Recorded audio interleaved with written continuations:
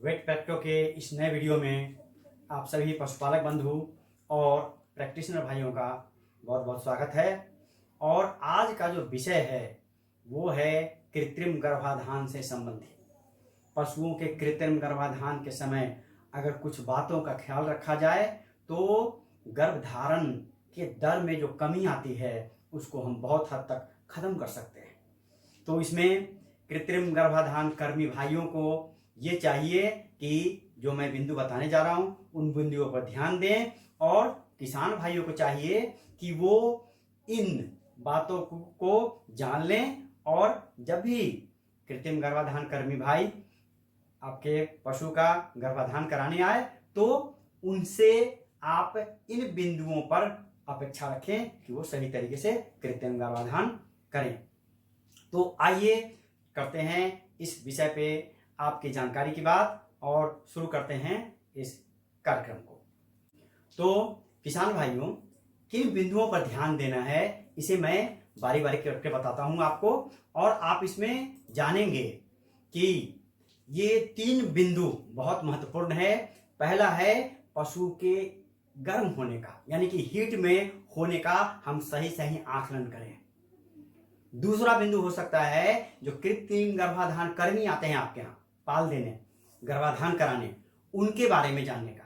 और तीसरी बात होती है जो कृत्रिम गर्भाधान की प्रक्रिया है, जो तरीका है, उसको सही सही जान लेने का, ताकि आपको अंदाजा हो जाए कि ये किस तरह से किया जाता है। तो आइए एक एक बिंदु करके हम इनको जानते हैं। तो पहला बिंदु है इसमें जो पशु के हीट का, यानी कि गर्मी में होने का आकलन। तो इसके लिए उनके गर्मी में होने के संकेतों को हम देखते हैं। तो पशु के जब हीट का प्रारंभ होता है पशु में तो क्या लक्षण होते हैं? तो इसमें लक्षण हो सकता है दूसरी गायों पर फांदने का, जिसको माउंटिंग कहते हैं, ये लक्षण हो सकता है। और क्या लक्षण हो सकता है इसमें? तो ये हो सकता है कि पशु झुंड से अलग रहती है। तीसरा क्या हो सकता है कि ज्यादा बोलती है और पूंछ उठा के चलती है या पूंछ उठाए रखती है, बेचैनी हो जाती है पशु में। साथ साथ योनि से तरल पदार्थ निकलता है जो साफ होता है और हल्का पतला होता है, बहुत गाढ़ा नहीं होता है। और इसके साथ है कि बार बार कान को हिलाती है पशु, और पशु क्या दूध उत्पादन में कमी हो सकता है। लेकिन कुछ वैज्ञानिकों ने इसे उल्टा भी कहा है और बहुत सारे पशुपालकों ने भी कहा है कि गाय पनहान देने लगती है और उसका दूध थोड़ा बढ़ भी जाता है। तो ये जो लक्षण है, ये लक्षण अगर आपको दिखता है अपने पशु में तो क्या इस समय आप अपने पशु को पाल दिलवाएंगे? सोच के देखिए कि ये जो लक्षण दिख रहे हैं, इसकी स्थिति में आप अपने पशु को कृत्रिम गर्भाधान कराने के लिए तैयार समझते हैं? कतई नहीं। ये किसी भी हालत में कृत्रिम गर्भाधान करने के लक्षण नहीं हैं। तो इसमें पशु ज्यादा हीट में होती है और ये हीट का प्रारंभिक लक्षण है। इसमें पशु को गर्भाधान नहीं कराया जाता है। तो अगले स्थिति पे चलते हैं हम, जो है स्टैंडिंग हीट। स्टैंडिंग हीट इसको इसलिए कहते हैं कि ये पशु के ऋतु चक्र का सबसे उत्तेजक समय होता है, और दूसरा पशु जब कोई इस पर फांदती है, माउंट करती है, तो ये पशु स्थिर रहती है, भागती नहीं है। पहले वाले में भाग सकती है, आगे भी आएगा जो स्थिति उसमें पशु भागती है, लेकिन इसमें पशु भागती नहीं है। तो यहां देखने वाली बात यह है कि जो पशु न भागे, यानी कि अगर कोई दूसरा पशु अगर गर्मी में है और पशु पे माउंट करती है, वो फांदती है, तो ये पशु नहीं भागती है। तो जो पशु नहीं भागती है वो गर्मी में है और वो पाल देने के सही स्थिति में है। तो इसमें क्या करते हैं, इसमें क्या लक्षण होते हैं कि इनके जननांगों से साफ और प्रचुर मात्रा में स्राव आता है, तरल पदार्थ निकलता है, जिसको निगार कहते हैं आप अपनी भाषा में। दूसरों पशुओं पर माउंट करे, दूसरे पशु जब इस पशु पे माउंट करती है तो ये गाय, ये पशु खड़ी रहती है, भागती नहीं है। और योनि में सूजन हो सकता है, योनि में सूजन हो सकता है, और पिछले भाग, क्योंकि बहुत सारी गायें, दूसरी गाय इस पर फांदती है, तो इनके पिछले भाग के जो रोए होते हैं, बाल होते हैं, वो रूखरे हो सकते हैं और उस पर कीचड़ विचड़ लगा हो सकता है। साथ ही क्या है कि एक दूसरे पशु पर सिर टिका के खड़ा होता है, ये उनके सिर उस पर टिका देती है। तो ये स्थिति है ये जानने का कि ये स्टैंडिंग हीट है और क्या ये पाल देने के लिए उपयुक्त समय है। सही बात है, यही पशु के पाल देने के लिए सही स्थिति है। और ये स्थिति अगर आप जान लें, समझ लें, तो अपने पशु को पाल देने की तैयारी आप शुरू करवा सकते हैं, कृत्रिम गर्भाधान कराने की तैयारी कर सकते हैं। जो अगली स्थिति आती है वो होता है पोस्ट हीट, यानी कि ये अब गर्मी खत्म हो रही है। जो इसमें क्या होता है कि दूसरे पशु जब इस पे माउंट करती है, फांदती है, तो ये स्थिर नहीं रहती है, भाग जाती है, हट जाती है। और क्या हो सकता है इसमें कि साफ और या तो रक्त खून मिला हुआ श्राव आने लगता है योनि से। तो ये भी ध्यान देने की बात है, ये पाल देने की स्थिति खत्म है, समय बीत चुका है और पशु थकी हुई लगती है, भीड़ से अलग खड़ी रहती है, जबकि और पशु खा रही होती है। तो ये स्थिति होती है, ये हीट के बाद की स्थिति है। ये क्या पाल देने की स्थिति है? बिल्कुल नहीं, ये पाल देने की स्थिति नहीं है। तो अब इन लक्षणों से हमने आपको बताया कि पशु अगर गर्मी में है तो उसकी पहचान हम कैसे करें और आप उसके कृत्रिम गर्भाधान की तैयारी कर सकते हैं। तो इस तैयारी का जो सबसे पहला भाग आता है वो क्या आता है कि कृत्रिम गर्भाधान कर्मी को बुलाना। तो कृत्रिम गर्भाधान कर्मी को जब बुलाते हैं तो क्या करें? ऐसे कृत्रिम गर्भाधान कर्मी को बुलाएं जिनकी कार्य कुशलता से आप वाकिफ हो, जिसके बारे में आपको पता हो कि सही पाल देता है, क्योंकि इसमें बहुत टेक्निकल चीजें हैं और थोड़ी सी गलती से भी ये पूरा काम खराब हो सकता है, आपका समय बर्बाद हो सकता है, पशु में भी नुकसान हो सकता है। तो इसके हीट का सही अंदाजा लगाने के बाद सही व्यक्ति को पाल देने के लिए बुलाएं। दूसरी बात कि उनके देर से पहुंचने का, उनके आने के समय का भी आप अंदाजा रखें, ताकि उसको ऐसे समय में बुलाएं ताकि आपके पशु के पाल देने के सही समय में वो पहुंच जाए। तो यहाँ 2-3 बातों को बुलाने के पहले 2-3 बातों का बिल्कुल ख्याल रखना है। अब हम आते हैं कि ये जो कृत्रिम गर्भाधान कर्मी है वो आपके यहाँ आ गए। तो आते हैं तो क्या करके आते हैं? तो ये देखें कि कृत्रिम गर्भाधान कर्मी जो लिक्विड नाइट्रोजन का होता है, जो सीमेंट का कंटेनर होता है, जिसको क्रायोकैन बोलते हैं, ये क्रायोकैन लेके आए हैं कि नहीं? अगर नहीं लेके आए हैं तो आप जान लीजिए कि क्रायोकैन होता क्या है। ये क्रायोकैन बड़ा सा सिलेंडर होता है जिसमें 2 लेयर का बना होता है और इसके अंदर तरल नाइट्रोजन गैस होता है, जिसको तरल रूप में, यानी कि गैस के रूप में नहीं, तरल रूप में, यानी कि पानी जैसा लिक्विड के रूप में उसमें डाला जाता है। और इसके अंदर का टेम्परेचर कितना होता है?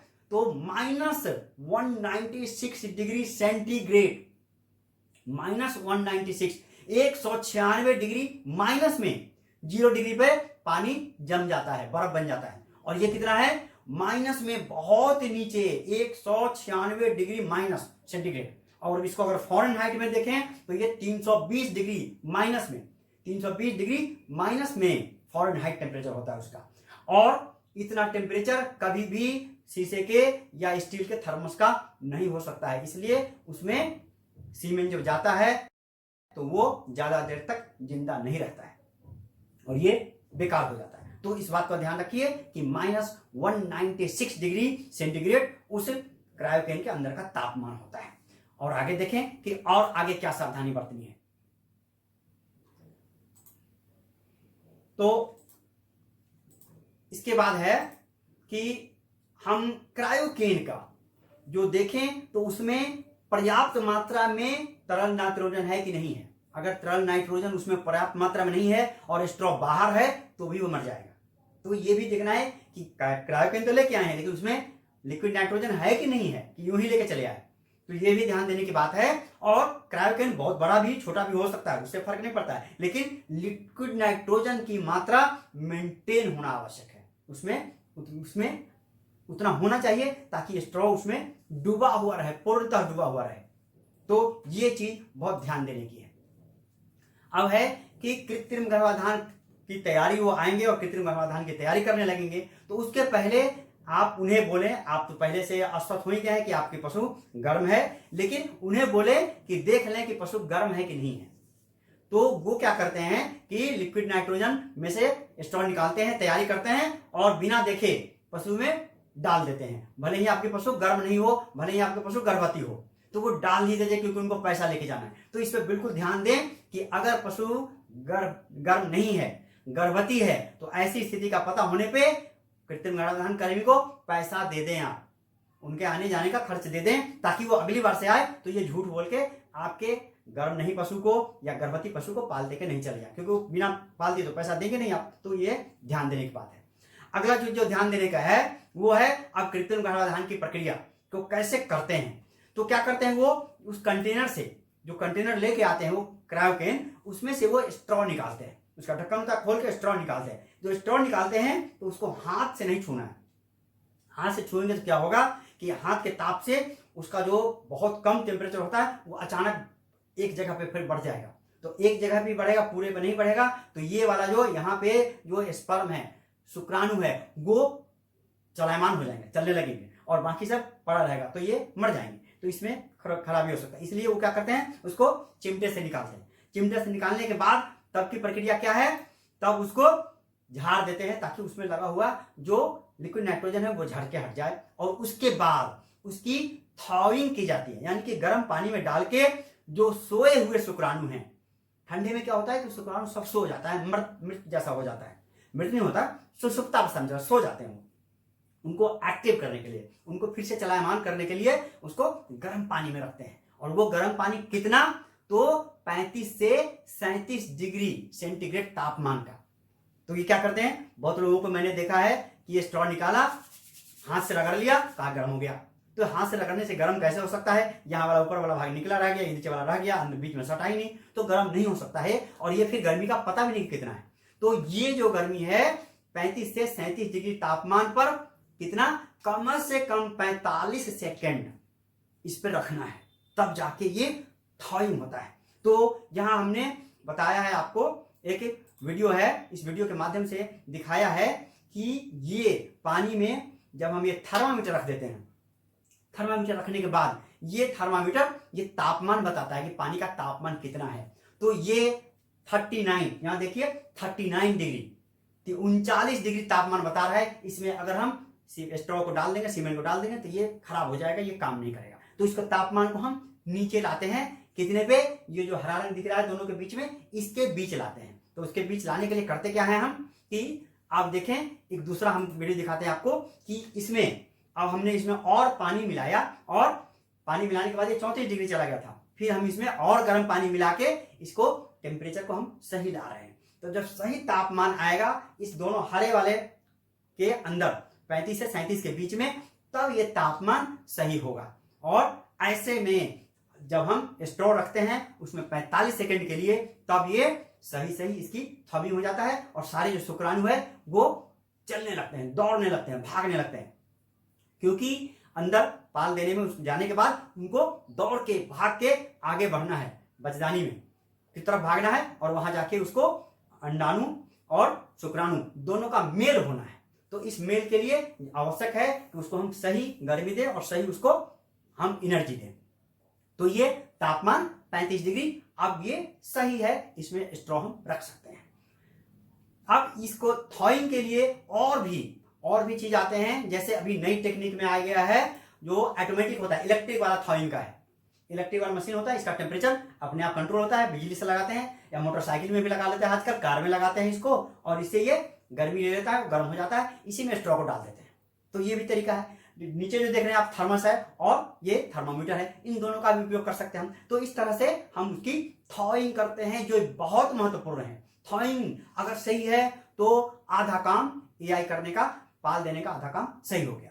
अब आते हैं हम अगले प्रक्रिया पे। आगे क्या करते हैं कि थॉइंग के बाद जब स्ट्रॉ को निकालते हैं तो उसको कपड़े से या टिश्यू पेपर से पोंछ लेते हैं, क्योंकि पानी भी उतना ही नुकसानदेह है जितना लिक्विड नाइट्रोजन है। इसलिए पानी भी चूंकि पानी में से आया है, तो पानी को भी हम अच्छे से पोंछ लेते हैं, पोंछ के और सुखा लेते हैं। उसके बाद क्या करते हैं, उसको गन में हम लोड करते हैं।